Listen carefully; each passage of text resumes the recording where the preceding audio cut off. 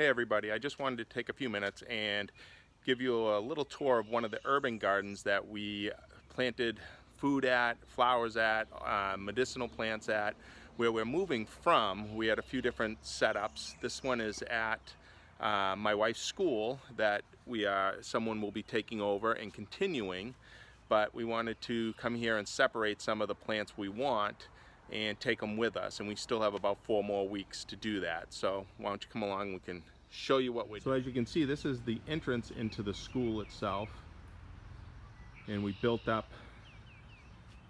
tiered or trellised tiered beds on here and stuff, because this was just a hill and the kids would love to run down, and it just became like a mudslide. So we built up the tiers and started planting stuff.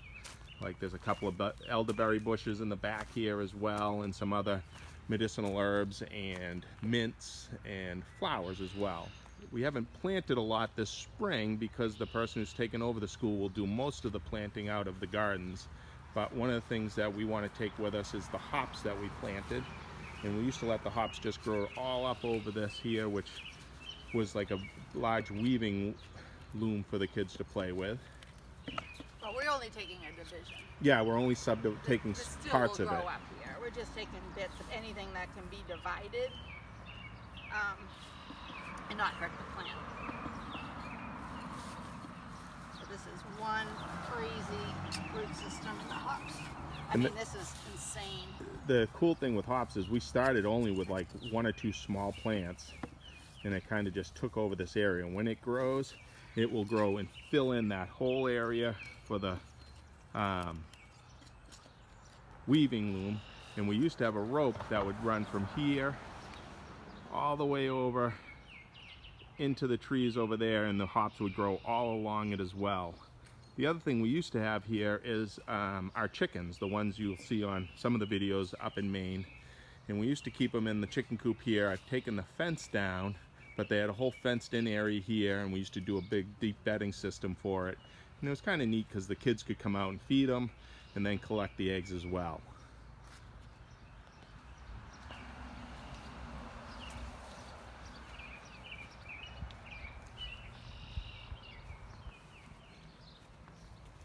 Hopefully we'll make it. They should, as long as they have a good root system. I mean, that's the taproot is still in there. But it's small. That's a smaller root system than what we had to start with. I feel like we did start with a very small one. I mean, I could cut more.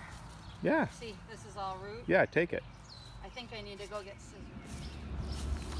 Some of the things we did for the school, it made compost bins for the kids to put stuff in, and the bedding from the chickens. We planted raspberries. And we also had a gutter system put on the building and collected rainwater. This roof is a huge roof, and one small rain would fill those 3 barrels like almost immediately. You probably could have put, over time, we would have put probably another 4 or 5 barrels on anyway in there as well. This is lemon balm, which reseeded itself from the other bed behind you. Kind of a weed. It spreads everywhere, but it's good weed. What do you use it for? This is a tea, but you can make tinctures and etc. But mostly fresh tea. It smells like, I don't know. When I was a kid, we had lemon pledge in our house. That's what it smells like. It sounds disgusting, but actually it's a good smell. It's really mild. Okay. And the good news is they have a ton of it over there. Kids love to pick it. It's safe for them to put in their water, teas, etc.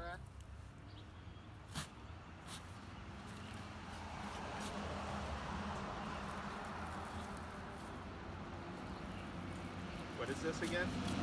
Coreopsis. It's a flower. Not edible. For beauty. So this one's bee balm, another herb. This is What's it bergamot. This is the wild variety. So it has the light lavender flowers.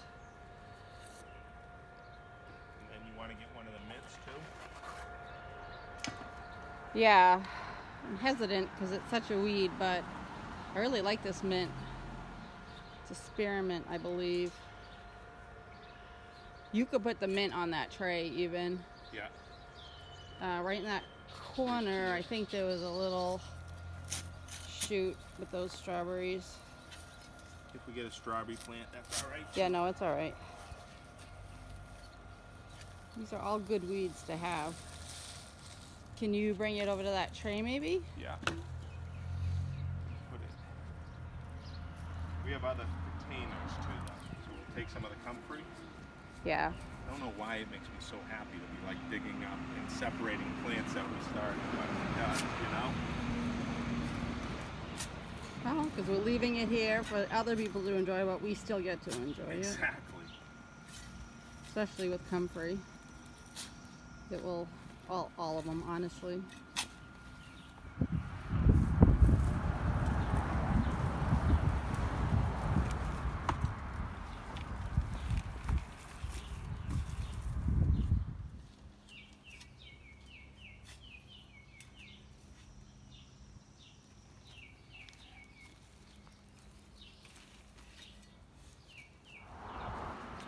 I think we should add the comfrey to the cherry tree. Yeah. And make a little guild around it. I agree.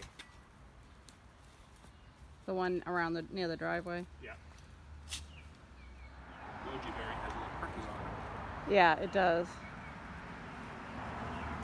Now, did we decide we'll take one of the shoots of the goji? I think we did. I think so. Just Yeah, we were gonna put it in the back stone wall. Right. So back there, Yeah. there's a shoot that's unnecessary All right. for this plant. So this tall one is a goji berry, but kind of like raspberry. It sends off some runner shoots and easily subdivide it.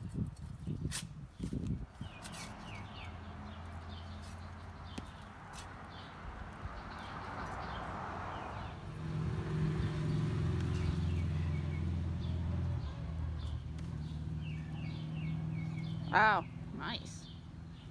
It's a long root. Yeah. Like this. Yeah, so these are walking onions, which are pretty much good for spring onion. They're not really perennials, but they drop their seeds and then start another one, so hence the name walking onion. Smells like onion. And then just the yarrow down here. Okay, where's that? I haven't decided on the daisy, which definitely What's becomes funny a is weed. if you look at this, looks like it already started to Yeah, it's just sending shoots everywhere. We actually have a lot of wild yarrow in the field and the land, but once there's animals grazing on it, I don't know how much we'll get necessarily, so this will be nice to have in the garden too. One of the neat things in an urban setting like this is as you plant out the yard or the gardens, we had here in this small space, and also a space probably about half the size of this at the house that we had, which was, our yard was about half the size of this one, that was totally planted in gardens, and I'll put some pictures in to show. But we had bunnies, rabbits living in here, so the kids would come out and there would be a rabbit in the middle of the gardens eating something and then popping away as they were going. It was really kind of cool to see the life come back to an urban setting. And this is the hyssop, which has taken over that whole zone. What's that good for? Also used for teas.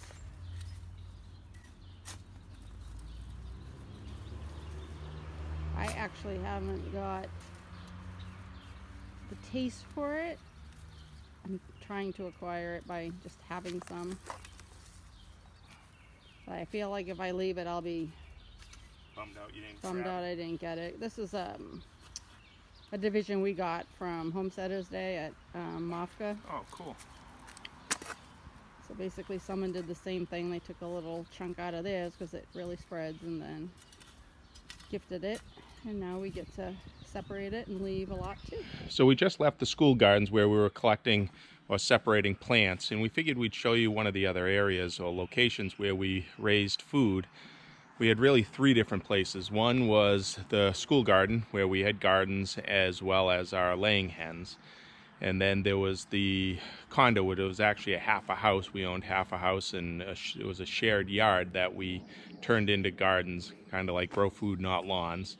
And I'll put some pictures in this video of that. And then when we built this garden, we covered the grass with cardboard and built raised beds and put stone between them to make the area beautiful and productive.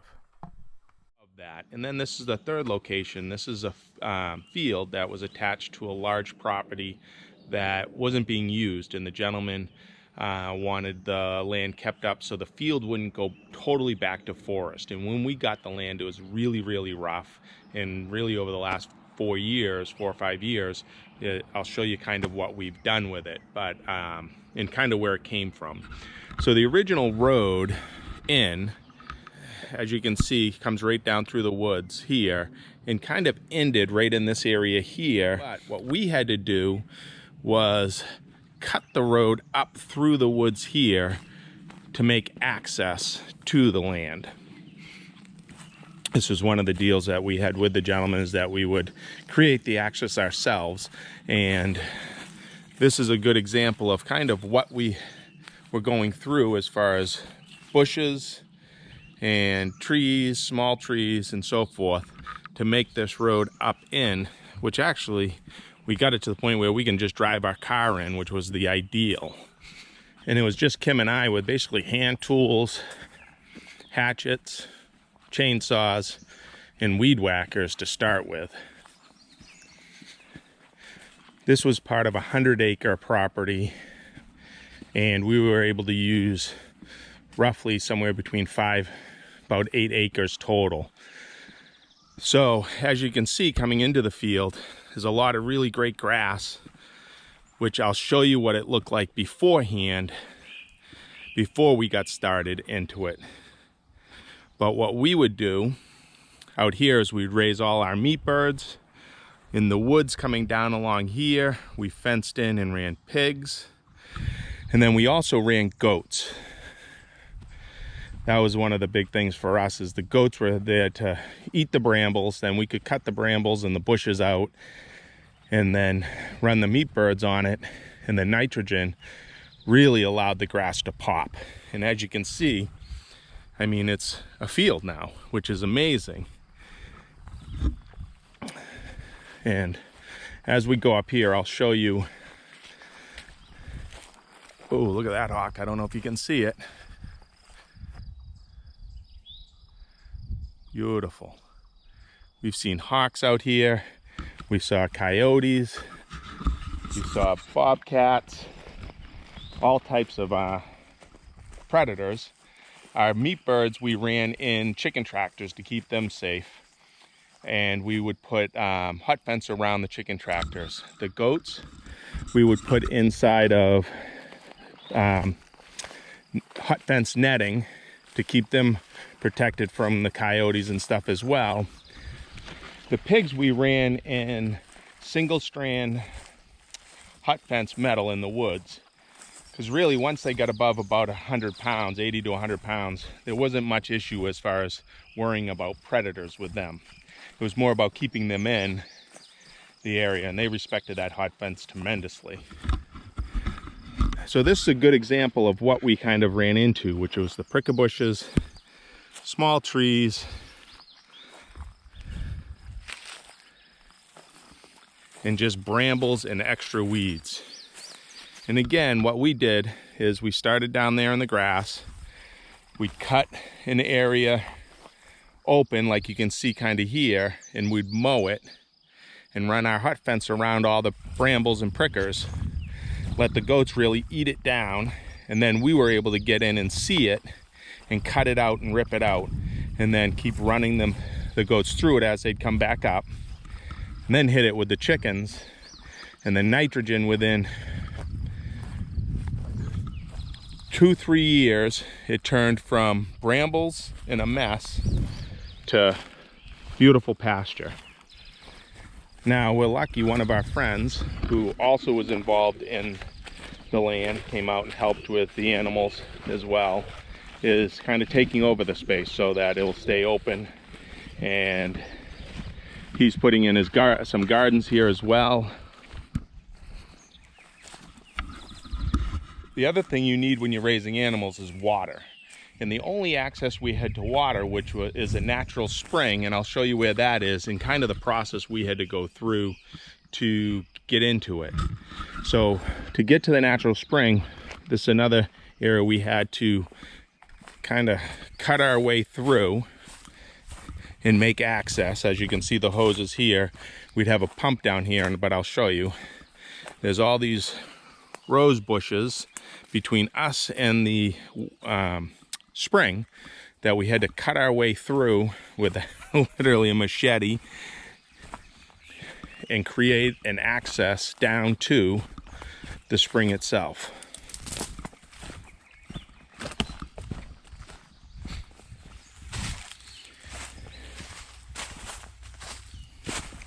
So here's the beginning of this little stream, and I'll get down and show you basically what we did. As you can see, I don't know if you can see this, but in this area right here on the side of the hill, the water just flows out on a pretty steady stream. So what I did is I basically dug a hole, put the bucket in, put rocks in the bottom, and then what we would do is drop a sump pump in and pump the water up the hill to where the animals were. I think the biggest thing to get across to people is just start where you are. If you want to grow food or you want to be more connected to your food, just start where you are. We were in an urban setting and we owned half a house. It was a shared yard. We spoke with the other lady who owned the other half of the house. She was fine with us putting gardens in. We basically stripped the lawn out, put all the gardens in that we could in that area. Then we added the school gardens and the laying hens. And then from there, we found land that we could use. And Kim and I think, knew from the beginning, especially with this land, that it would either be exactly what we wanted, we'd be content, or it would be too much for us. It would be overwhelming, especially with all the work that needed to go into it. And we'd be like, enough, we can't do it, we're done with that part of it.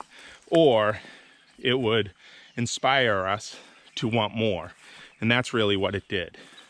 Doesn't mean you have to do more. Start where you are. Just get something in the ground and plant. So excited when we got back to Maine. Mr. and Mrs. Mallard, who had been making their home in the pond in front of our house, had hatched out their clutch of eggs and were swimming around with their new ducklings.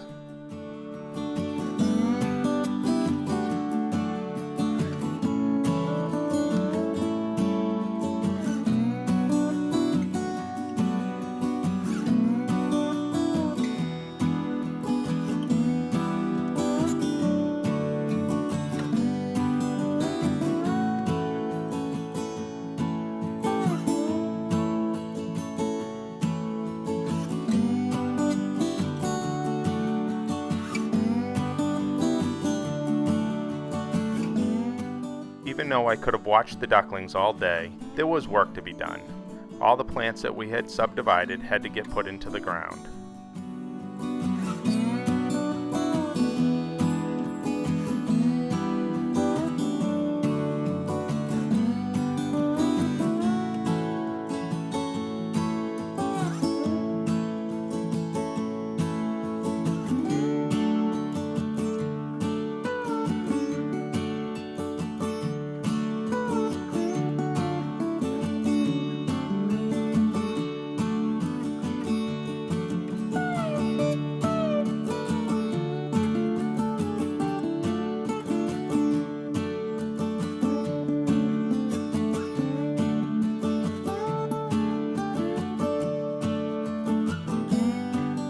If you'd like to follow the journey of us building our new homestead, hit the subscribe button and leave us a comment. We'd love to hear from you.